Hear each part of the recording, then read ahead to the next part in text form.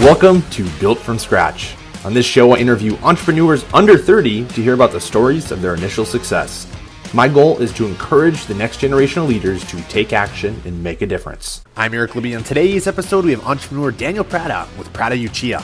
Originally from Bogota, Colombia, Daniel's family moved to the U.S. in 2015 in search for a better future. In 2019, he began his journey at Stetson University, initially pursuing a career in medicine, but quickly realizing it wasn't for him. Faced with the pandemic challenges of 2020, Daniel made a bold pivot, switching his major to business and launching his startup in December of that year. Since then, Daniel has achieved remarkable success, generating over $400,000 in sales and building a following of nearly 100,000 on social media. Daniel is only 23 years old. Daniel, welcome to the show. Hey, Eric. Thank you, man. Appreciate it. Thank you so much. It's a pleasure being here. We're going to have some fun today. Looking into your LinkedIn, your Instagram, it's funny because I knew you at Stetson, Daniel, but I didn't realize the extent of some of the stuff that you did there. So really excited to hear about it. How we start every show here is we go back to the beginning of your story, because I think that's important to highlight. So you grew up in Colombia, and I'd love to know, what did childhood look like there? What were you doing when you were just a little kid? So funny enough, that actually ties up to what we're at today. At the end of the day, I actually was born in Germany. My dad is German. My mom's Colombian. My dad was a big executive back home in Colombia because he had a Hispanic background as well as German. So he met my mom at work there. Eventually things happened. I was born. I moved back to Colombia when I was about 5 years old. Growing up at that time, it was past the 90s. So the security levels in the country weren't as good as they used to be before Pablo, if that makes any sense. During the 90s, you had the big revolution, the internal warfare that we were facing, but at the same time, we had the drug cartels coming to an end. So there was a lot of uncertainty, not only in the terms of economic wise, but also safety wise. So I grew up obviously in a very small circle, if that makes any sense, in a private sector, if that makes any sense as well. Unfortunately, Colombia is a country that even to this day, instead of it being divided by racism, so how we say it here in the US that we see it, is more through social classes. So it's I would say that's the biggest problem that we face back home compared to here. So obviously, you only move with people in your social class, if that makes any sense. Sure. In 2015, that's when you moved here. And so what would you would have been? I would have been 14? 4 years old. I would have been 14 when I moved to the 14. US, Do you remember the things you're mentioning with the social classes? Was that very very different here? You're different here, but you're young at the time. Did you realize that? You were very of course. I mean, that was pretty indulged with my parents, so to say. They were like, listen, we're in a position of how do you say it's prosperity, if that makes any sense. The life that we live here back home, I'm talking about, is not the life that every Colombian gets to live. And I knew that was the reality, not only because you see it when you would go out on the street, but also because of the type of people that my parents were mingling with and I was mingling with at school. I could tell that that's not the life that every kid was having back home. But to my point, that meant that my childhood was very closed off in terms of going out. That means my parents wouldn't let me go out without another, adult. And as a matter of fact, they wouldn't let me go out past certain times back home because the safety issues, especially when you came from a wealthy family or a successful family. As a matter of fact, my dad had a couple bulletproof scars as well because high executives back home go through that. So what I did spending my time was playing soccer after school. I would get picked up. I would come back home. I had a couple of friends there. We'd play soccer. But on top of that, the only things you could do is sit at home. And thankfully, my parents were pretty open about buying myself video games and video game consoles. And on top of that, watching TV. So what did that turn into? Basically, my childhood was video games, watching TV, and playing soccer outside. But everything very enclosed, right? It wasn't I want to go to the mall with my friends like it was here. I feel like that's a super common thing. That wasn't that common back home, if that makes any sense. Did you have to wake up to when you got here? Did you have to almost think what you guys go out at night here, or you go to the mall and just did you was it a total change of perspective once you got here? I didn't see it that way because thankfully we came to vacation here in the US and my parents were like, oh, you feel safer here, we don't have to worry about certain things here. So maybe it wasn't that big of a shock. It was more of a, oh, my day-to-day life changes. And I was aware of it too, if that makes any sense. Wow. Yeah. I'm curious, when you were growing up, did you have any initial start to entrepreneurship? Was there any ideas you could work on back home? I mean, totally different, but could you see that from a young age for yourself? Funny enough, I think the first thing that I ever did was when there was a World Cup, you have there was something called an album, so to say, and you would collect monas. That's how you say it in Spanish. I don't know how you say it in English, Okay. which is basically just the players that you would put on your album to complete the Okay. teams.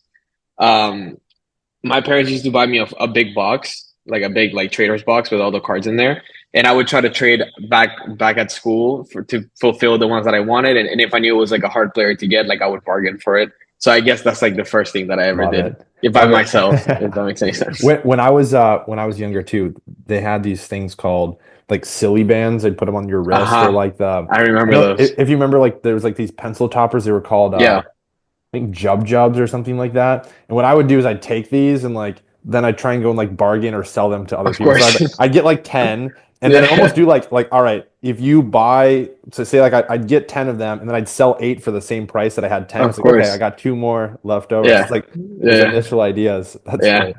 So you mentioned your dad was in kind of an executive role. Was yeah. it in entrepreneurship? Was it his own business, or he was working just in a large No, company? he was working at a large company, Siemens, if you've heard of it.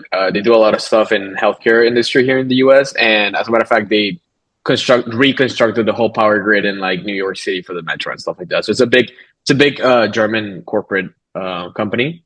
He was a CFO for South America Okay. at that Wow. time. And then so when your family decided to move in 2015, does he relocate with the same company to the US, or is it a complete shift?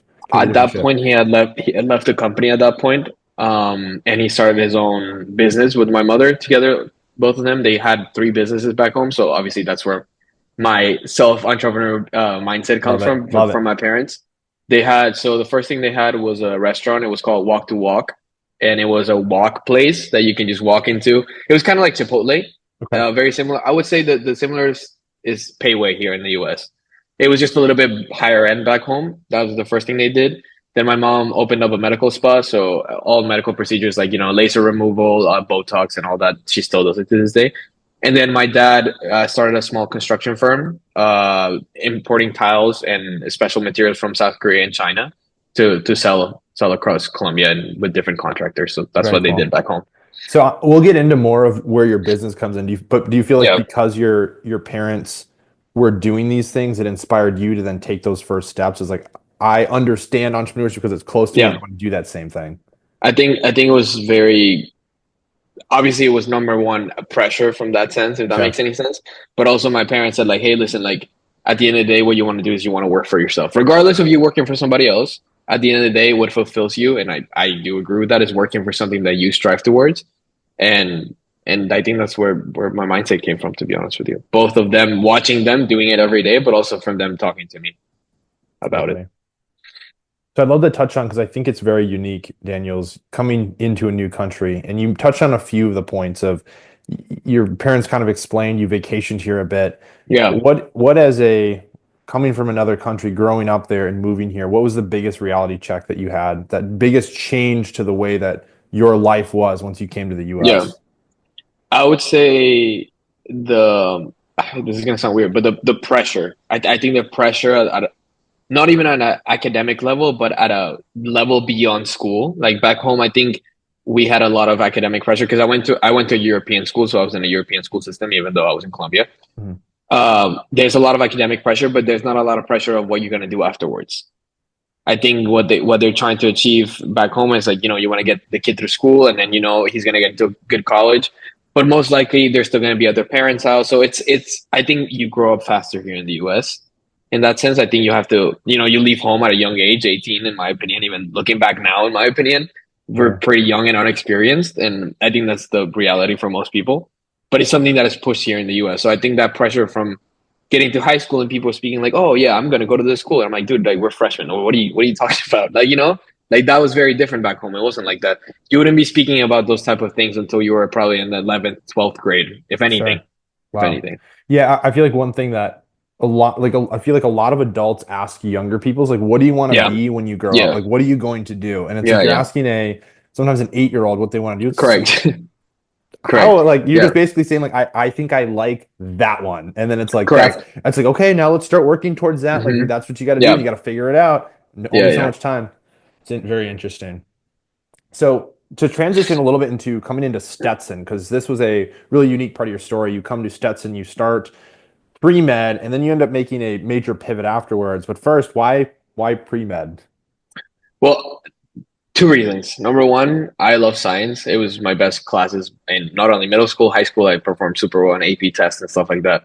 Um, and I knew I had a gift for it. I'm also a very curious person, and I think the human body and nowadays you hear about human hacking and body hacking and all these things. The At the end of the day, biohacking. that's yeah, yeah. At the end of the day, that's all reflected by true science, and it was something that I was very interested in coming into like a more traditional career. When I told my parents about it, they were like, "Listen, we totally support you. Like, it's a great career for you." Like, I mean, nobody's gonna tell their kid not to go be a doctor, right? Like, at the end of the day, like any parent's gonna be happy to hear that. I'm not, even though that's not what they did, right? Like, my parents didn't come through a traditional career, if that makes any sense. They fought their way through corporate, but no parent's gonna be mad about it. So it was both a curiosity side from me, and secondly, I knew I was performing really well and academically in those fields. So it was a combination of both. Wow. And I'm Okay. not gonna lie, obviously, that doctors get paid well. So that was Yeah, that was the very third one. well. Right, very Hmm. well. And Yeah, and so you start down this track. Obviously, you do enjoy some of it, but then you come into yeah, COVID. And I think when you and I have had even just this last week when we were talking, Daniel telling me like what that decision, like you just were like completely like down and out. Like it yeah, was COVID. It was just yeah. totally different experience. Walk me through mentally what you were in before you made this transition to business. Like what options were on the Of table? course, How are you feeling? of course. So obviously, COVID hit. We're all back home, stuck at home, taking classes, and it felt like I was forced to. I don't know how to even explain it. It felt like I was forced to take classes in a way that I didn't want them to be, especially those type of science classes, which are at the end of the day they're really difficult. And even if you're good at what you're doing, I believe that an in-person approach to it, not only from a perspective of your personal relationship with your teacher, but secondly from an attention standpoint, right? Like I'm just looking at a small screen talking about a super complex topic like I don't know, organic chemistry with Right. like an equation sheet in the screen in the size of my screen's laptop. So I think a combination of not only did were you forced into an environment that you didn't want to be in, but I think the teachers also felt like the resources they needed to teach weren't available for them. So it was a combination of the frustration with the teachers and the frustration of the students that, in my opinion, just created a weird environment in the classes that I was in at the time. And I lost complete motivation for it. I, I mean, I was like, I understood why the teacher was doing what they're doing, but it felt like it was rushed. It felt like it wasn't real school where the teacher Right. takes his time. He wants to ask questions. He just wanted to get through the material as fast as possible. It's not his fault. I mean, it's not anybody's fault at the end of the day. That was just the time period we were at in the world because they were trying to get people right to graduate or whatever it was that they needed to do. But I just felt unmotivated by that. To be honest with you, I considered dropping out and just waiting out until everything went away to either go back to Stetson or go back somewhere else. But Stetson gave me a really good scholarship from school, so the monetary side to it I was kind of iffy about, and that's when I decided to pivot my career. In my opinion, I think a combination of those four things, pretty much. Yeah. What? So then you go into like business right afterwards, right? So Yeah, you decide you're gonna do. Did you right yeah, away? Because I know marketing is what you graduated with, but was it right away you correct. went into Yeah, marketing? yeah. I was. Okay. I've always been interested in that side of the business sector. I love finance. Don't get me wrong, but it's not something that I would like to do for the rest of my life. Yeah. I think marketing has a really big spectrum, and that's what makes it, in my opinion, incredible. Because you do have the financial spectrum to it, right? But then you have the creative spectrum to it. You have the data analyst sector to it. You have the consumer sector of it. You have the sales sector of it. So it's a really broad spectrum for marketing, in my opinion. And I think regardless of your skill set, you fall under one of One them, of in those. my Yeah. opinion. Yeah, Huge. That's awesome. So you make that transition, and then 2020, December of or no, it was December. Yeah, December 2020 is when you then launch your company. correct. And tell the listeners just for context, Prada, I think Uchiha is that Yeah, did I get it? that's correct. Yeah, yeah. So Prada Uchiha, I mean, what first maybe before we get into maybe some other steps, like give the listeners like what exactly do you do? What problem are you solving? So basically, it's an e-commerce brand. I don't know if any other listeners are into anime or pop culture. You know, most of the brands, like for example, Journeys or I don't know, Spencer's, they sell, or even Walmart and Target, they sell a lot of graphic T-shirts or graphic hoodies, whatever. But they're really over the top and in your face, if that makes any sense. There's no issue with that if you're a big fan of things. But I think in this type of space with pop culture and Japanese culture and anime and all that, people that are into it and fans that are into it, I think there was a big space that was missing minimalism, in my opinion, because a lot of people love these things, but they don't want to just outright wear it out there as an everyday casual wear. Sure. But I think that being able to incorporate that into a more streetwear fashion brand instead of just a regular graphic T-shirt is what we're solving as a company. So it's an e-commerce brand. It's all done through Shopify, and we sell online, TikTok, and Instagram. We're solving that issue between, I love this show or I love this character, but I don't want to wear this big graphic tee to the party, but I want to wear something more minimalist because I Yeah. like the character or show. So most like anime shirts are like really like Yeah. super colorful. Like it's just Yeah, like yeah. In your face. yeah. Yeah, Okay. it's like a big print or whatever it is, Okay. And it's also not good quality at the end of the day. It's just Sure. a. That's what I liked, and I was looking at yours. Very unique. I mean, it's like you have like kind of the purples, blacks, like a little bit more like Yeah. It's more more subtle. more subtle tones, which is cool. Yeah. So, did you have a big passion for that before starting? Was it like I'm really in anime, and then I just happened to like what was your Yeah. interest level with it? So like I said, growing up, it was just staying at home, watching TV or playing video games. And as a matter of fact, anime is pretty big in South America as a whole. It's not, I mean, it's Cool. big in the US too, but I think most South American kids would say like, oh yeah, like I watched that growing up, whether it was intentionally or not. Cartoon Network didn't have the variety of shows that it had here in the US, like for licensing terms, if that makes any sense. So, but the Japanese companies had a big presence back home. Not only the what's it called, the studios, but the Japanese companies in general back home were pretty big from a manufacturing standpoint. So they had a big influence in our media and what we consumed. So, it was both as a child I watched it, growing up I watched it. And then when it came down to the pandemic, I basically watched every Netflix show and I just went back to my childhood and rewatched all the old shows, if that makes any sense. Incredible. And I think if I recall, Daniel, your initial story was you posted some video on TikTok and it just went, but like tell us about that. That was crazy. Okay. Yeah, yeah. So I saw this guy. He was like, just TikTok at the time was blowing up. And I was like scrolling on my For You page and I saw this guy doing an embroidery on a hoodie for himself. Like he was like, oh, like guys, like look at this cool embroidery I did of this character, like on my Nike hoodie. And I was like, oh, well, that's actually pretty cool. Like, it's pretty subtle, pretty neat. And I was like, that embroidery machine looks kind of cool. I've always been into fashion my whole life. Coming from a European background, my parents are pretty big into it anyways. And I was like, you know what? I'm in need of a hobby. I'm bored at home. I'm either playing video games during COVID or being on Discord with my friends or Lord knows what else I'm doing. And I was like, I'm going to order myself an embroidery machine and a sewing machine just for fun. Like it was just for personal use. Sure. And then I started investigating, like, how do you make embroidery designs? Because you can't just take a picture and tell the machine, oh, like, I want you to make this. Like, it doesn't work like that. You have to, digitize the file, then put it into PES file, it's called, and then the machine can read it. Point is, I did it, and I was like, oh, let me just post this video of me making this cool embroidery on my personal hoodie. I go to bed. I wake up the next day. The video has 1.5 million views. And people were asking, hey, like, do you sell these? Like, how did you do that? Like, what machine are you using? And I was like, oh, wow. Like, dude, I can make money out of it. Like, I was like, that was the first time. Your reaction had been a lot more than, oh, wow. That had been like, what's no. going on? No, right like, now? I just didn't understand. Like, right? Like, I was like, number one, how the hell did I reach 1.1 million views? The video was low-key shit. I'm sorry if I'm cursing. But, like, it wasn't that big of a deal. And I was like, wait, I can genuinely, like, if I put this on a shop or if I tell people I'm selling it, like, there's enough demand for this. Clearly, there's enough demand for this.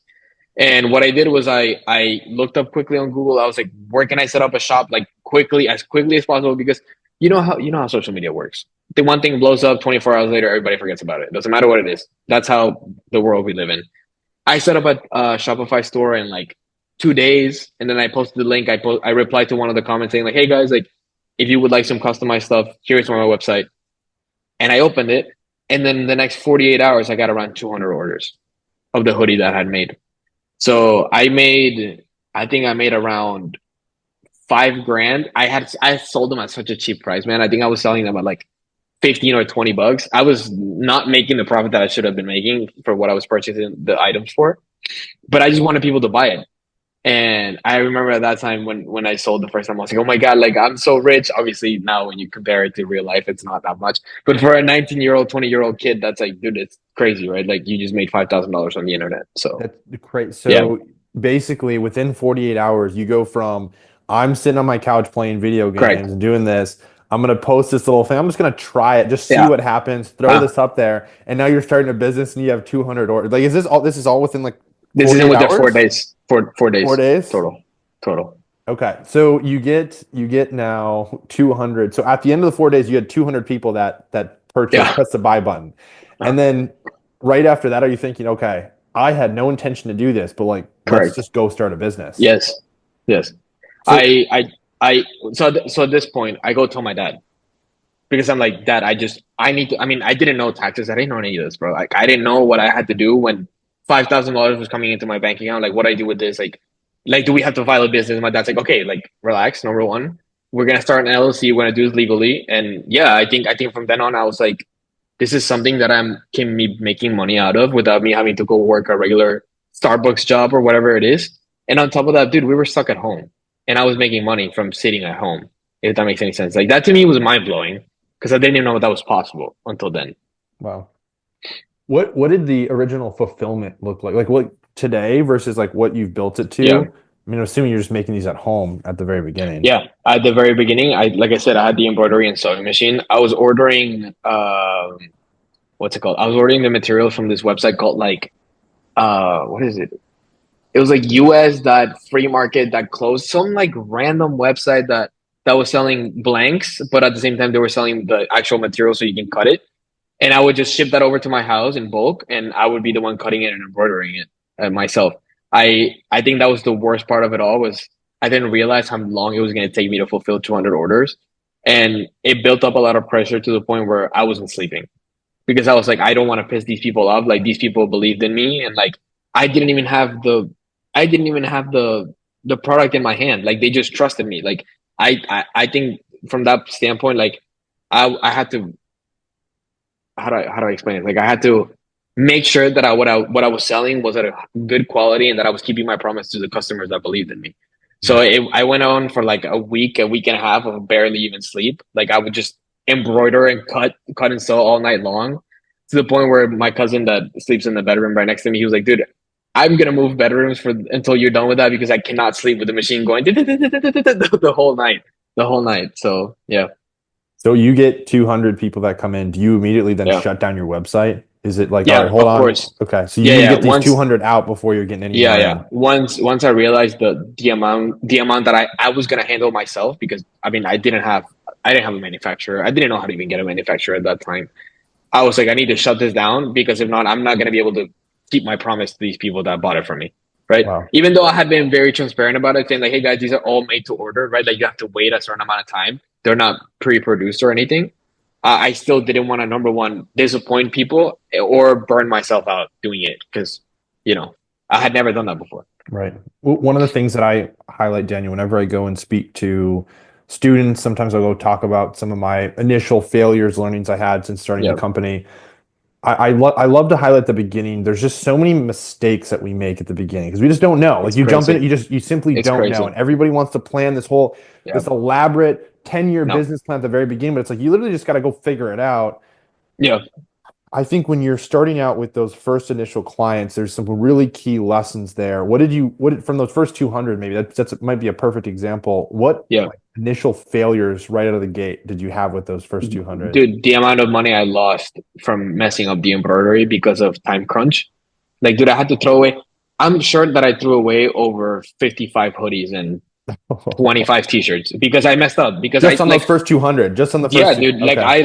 I 100% like lost a lot of money because of that. Because dude, I just posted a video of me doing it one time. I didn't even do it more than once on my own. And now I was pretending to mass produce for 200 people on my own. Obviously, I knew that wasn't number one. That was not the right machine to do it. I needed a bigger machine, but I didn't have the money to buy. I didn't have the money to buy another one. But secondly, also, you know, at the end of the day, I didn't know how people was going to react in terms of customer service. And I think that's the second thing is how do you learn to respond to people that are frustrated? I think a couple people were like, hey, like I ordered like a week and a half ago, like where's my order? And I got scared because I was like, oh, I pissed him off, but he's not pissed off. He's just wondering where his order is. So like I think taking a few steps back at the beginning and saying like, okay, I started this whole thing and I need to keep my cool because if not, I'm gonna either end up burning myself out for no reason because I don't know what I'm doing, or secondly, I'm overthinking too much of what's actually going on. I think the biggest lesson is no business, no matter how large. I mean, I'm talking about no matter these huge executive, big blue chip companies, nothing is perfect. It doesn't matter how big the company is, there's always going to be mistakes. There's always going to be human error. It doesn't have to be perfect. That doesn't exist. No company is perfect. It's impossible. You just have to start and you fail. And Yeah. then by failing, Yeah. you get better. So now that Yeah. first iteration, you're not doing even close, I would imagine, No. to how you day No. one to where you are now. But you had to go through that to get to Correct. where you are today. Correct. That's crazy. So Daniel, tell me when you get done with these 200, this is just the inception of the business. Like Correct. what happens next? Okay, then that's when I realized, okay, I need a manufacturer because I cannot keep up. Number one, at that point I had wrapped up around 32,000 followers on TikTok, and people kept spamming the same post like, hey, like are you gonna release this again? I knew that the demand not only for the product but what turned into a brand and what turned into an idea, I could not handle that myself. But I also didn't have the money to go ahead and start up a warehouse here and start a manufacturing facility in the US. I knew that was not possible. My like I said, my dad growing up had done business in South Korea and China for a long time, so he knew how to get suppliers. I ended up finding my first supplier in China the first time around. It was a difficult process because it was a back and forth of me, number one, learning how the communication works between them and them in this specifically in this industry. Because I was like, well, I probably can just go and chat and be like, hey, like I'm looking for this, but it's not that simple. Hmm. You have to send an entire spec sheet as to what the product it is that you're looking for. So that was the second learning for me was like, okay, I need to learn how to make a correct mock-up for the fashion world, if that makes any sense, that has these specific requirements that I had no clue how to fulfill. I didn't know what GSM meant, which is, the weight of the cotton or the polyester that you're running. And a bunch of these technical terms that I had no clue what they were, but I had to force myself to learn it and to create the spec sheet myself in order to even have communication with these people in the first place. So when you those first interactions, you're sending them like, "Hey, can I get this?" Yeah, And then yeah, they're they're coming like, back to you like, "What is XYZ that you're looking for?" And you're like, correct. "I don't know." And they're like, Yeah, "Okay, well, can't really do anything." correct. Wow. Pretty much. So that was the second learning curve for me was the interaction between business to business, especially when it's different cultures. At the end of the day, it's gonna be different. It doesn't matter. Absolutely. Wow. So that I still think it's crazy when you first launch, like all these people are just like spamming. I mean, what a great Yeah. problem to have is you have like No, no, it was great. Don't get me wrong. Yeah, an yeah. unlimited supply almost of people. And was that just because there was just I mean, it's crazy how niched it is, but in that niche, Yeah. there was just such a problem and such a big demand, and just nobody else could fulfill what people were looking for. I just think that's what it was. And secondly, it was a really popular character too. As a matter of Okay. fact, the character has the last name Uchiha, which is the name of the company. Yeah, right. That's the reason why it has. Well, there's multiple reasons why that name is on there, but that we can talk about it later if you want. No, let's dive But in right now. I'm curious. Yeah, okay, where does that okay. come from? So Uchiha is the last name of two character or multiple characters in the show called Naruto. I don't know if you ever heard of it. Have, but I've never watched it. It doesn't matter. That's fine. There's two characters in there that are two brothers. There's an older brother and a younger brother, and the whole story revolves, or some part of the big events in the story revolve around the relationship that they develop and the care that the older brother has for the younger brother. Point blank is my brother was a big fan of those characters, and I always wanted to be an example for him. So I decided to not only name the brand after the character that made us famous, if that makes any sense, but also because I wanted the brand and myself to be an example for my younger brother, Very cool. pretty much. How old's your younger? How much younger is he than Right you? now he's 18. He's He's 18. 18. So would that Yeah. be, are you 23? So Yeah, 4 years. younger. 5 years, Okay. yeah. Very cool. No, that's awesome. So the other question I had, kind of coming back to the marketing side, and this is, I feel, correct me if I'm wrong, but out of your skill set as a entrepreneur, it's really going to be on the marketing and like Facebook, Meta, like really like driving engagement. Would you say that's probably your strengths as a business I would owner? I would say so, yes, in my opinion. One of the things you highlighted, and I don't know how, maybe just to give a little bit of context, because I mean, when someone's starting out, you might not be this deep into the weeds, but I think what you told me the other day with like Meta and TikTok and the algorithms, like what have you learned on that since starting? Because I think when most business owners start on something like that, even when I was showing you some of the things we were working through, Yeah, I'm showing you and we're like, okay, there's a lot of things we need to change, and like Facebook is yeah. going to push you to the side. So what have you learned on like algorithm side? So there's a couple of things. You had the paid side, which is paid advertisement, and then you had the organic side. I think the organic side is more forgiving because the algorithm is meant for people that are doing day-to-day posts to just post on their platforms. They want engagement. But I also think that there is a magic to that as well, in my opinion, the organic side. I think there are certain things that Facebook and Meta or even TikTok likes to see on half. Stuff that's very usual, like for example, the audio they're using on the video, the fact that you're not using wrong caption, the fact that the video is high quality, blah blah blah, all these other things. But those are more factor into the organic algorithm, which is a little bit more complex than the paid algorithm is. I think the paid algorithm is really where the incremental return on ad spend is at, in my opinion, especially for small brands. And it's because there's not a lot of knowledge, in my opinion, in the small business world about it. And secondly, people don't know how to properly use it in the paid space. I think the paid space can be really powerful if you, number one, know your audience, you know how your business works, and you know who to target. If you know those three things and you know how to set that up on the platform, which is not a platform that's very user friendly, if that makes any sense, I think you can see a really, really big increase because of how easy it is to generate paid leads and on Meta specifically. TikTok is the same way, but I think there's a really big not I wouldn't even say skill gap. I would just say it's a educational gap that Meta on purpose, in my opinion, doesn't want people to have that often because they know that the people that need that educational gap is people in big brands. Like they want the big brands to spend money because I mean companies like Apple or for example Microsoft or these big blue chip companies have a lot of marketing spend and they'll know that they'll drop most of it into paid ads and social media.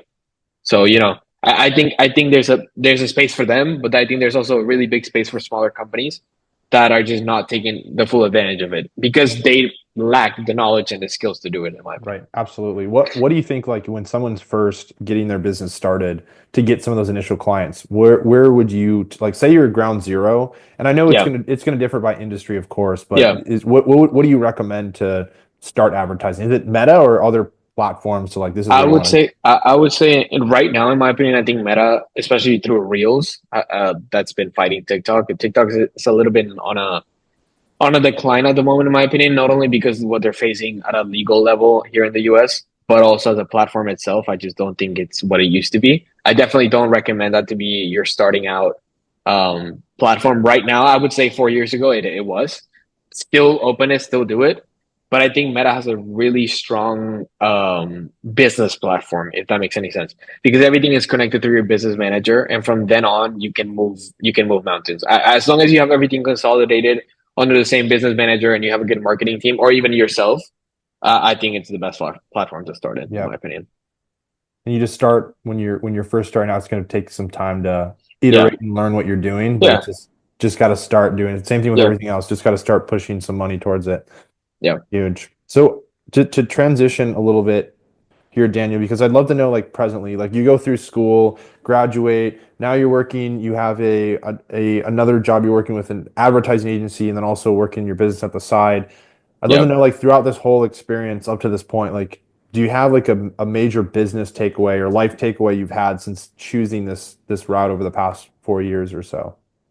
Yes, I would say that no matter how successful your business is at the beginning, because to me it was, I think it's really hard to take the big hits and realize that that's not going to be forever like that. Number one, business have cycles no matter what it is. I think the 2 years after the brand started, we had a big low. And the reason for it is because I was only putting pressure on the organic side, like I explained through the organic algorithm. And I thought that that was going to last forever, which is just not the truth. That's not how it works. And even the big creatives know that. But we are not creators. We are a brand. And that means that you do have to pay for marketing, no matter what it is, no matter what business or what um, type of company you're running, I think marketing is a really big part of your sales funnel. In my opinion, I think in my opinion, marketing is the most important part of any businesses. Because if you know how to present your product to people, and I'm not talking about sales, I'm talking about the presentation of your product and what you're solving and what it brings to people is what generates the sales and what generates the purpose of a business. So I would say two things. Number one, people disregard marketing a lot, in my opinion, especially the big conservative brands that don't understand what they're doing. And secondly, that it's okay to fail, and it's okay to fail after you've won. It's okay to take the dip and say, listen, like this year wasn't as good as the last one, but that doesn't mean that your company is a failure. That doesn't mean that you're a failure personally. It just means you need to pivot somewhere else and try to find ways of solving the problem that you're seeing. In my case, for example, like I said, 2 years after we started the brand, we saw a big decline. It almost felt like Meta was almost ghost banning me, if that makes any sense, because we went from having on average of 25,000 views to 2,000 views per video, which makes no sense. And obviously our sales went dropped down dramatically, and I was still paying the payroll for people. I worked with three other guys in my brand. And what I did was like, okay, guys, listen, right now, business to consumer is not working. And we made a partnership with a local ramen lab eatery here in Boca Raton, where I'm from. And we've started fulfilling their orders for their own servers. So the shirts that they're wearing to go around the restaurant and stuff and talk to people, they're made by us. And it's a polyester bamboo material that allowed me to stay in business for the next year and a half because of the deal that I did with them. So I think looking outside the box and figuring out how to move on from those moments of, being down is really important as well. If you could go back to 2020 self, what advice would you give yourself? So you're like, you have the knowledge at that point. What would you tell young Daniel? I would say to invest the money smartly, like more smarter than I did back then, especially because I was pulling out a lot of the money out to pay for my own stuff, which is not a big deal. That's the reason why I started the brand. I didn't want to work a 9 to 5 at Starbucks or something like that. But I would say that maybe being more conservative with the spend of the personal money. Sure. So I'm curious because you're now almost 5 years into the business. What does it look like when Daniel or Prada Uchiha is at the very top of its game? Say you expand 10, 20 years out, what does that vision for it look like? In my opinion, it would be to hit the retail market. I think doing the deals with brands like, for example, Target, Walmart, Spencer's even, and stuff like that, I would say that's what the goal is, in my opinion. Hipland is a really big brand in the anime space, and they do something very similar to what we do. The owner is called Jordan Bentley. He's one of my biggest inspirations in the space. And not only does he have his own business, his own company, but he has his clothing and retail stores. And I think that's the biggest hit that you can have as a clothing company is to hit the retail stores. That's when you know you've made it. You've got Yeah. to that's huge. Because you can sell as much as you want online, but until you don't get those big bulk orders from Macy's or whatever it is, that's where you get to see the huge growth, in my opinion. So Daniel, as a final question on the show, we ask each of the entrepreneurs the quote that means the most to them, because I think it's really important to highlight. And you had a really, really unique quote. And what I'd like you to do, I'm going to read it here in a second, but tell me what this quote means to you and how the next generation of leaders can take this quote as an inspiration to make a big difference in the world we live in today. So the quote goes, "No matter what, nobody can take away the dances you've already had," by Gabriel Garcia Marquez. Go ahead. So Gabriel Garcia Marquez is a Nobel Prize winner Colombian author. I grew up studying him in school. And that quote to me means nobody can take away what you already did, whether wrong or right. And I think we have to live with those dances for the rest of our lives. That's the way that I would explain it. I don't think you should regret what you did. I think you should learn from it. And whatever success you've had, my mom always says you should know how to put on your own medals, whether people are telling you you're doing a good job or not. I think nobody can take that away from you. So that's what that quote means to me. Powerful. So everybody, this is Daniel Prada with Prada Uchiha. Daniel, where would you like the audience to get in touch with you? Find your products, maybe get in touch with you, email you, something like that. Yeah, you can find me on Instagram for my personal, Daniel Prada 9, or on Instagram for the brand and TikTok for Prada Uchiha. That's the ad for both of the accounts. Perfect. Daniel, thanks for the time today. Thank you, Eric. Appreciate it, man. Thank you so much.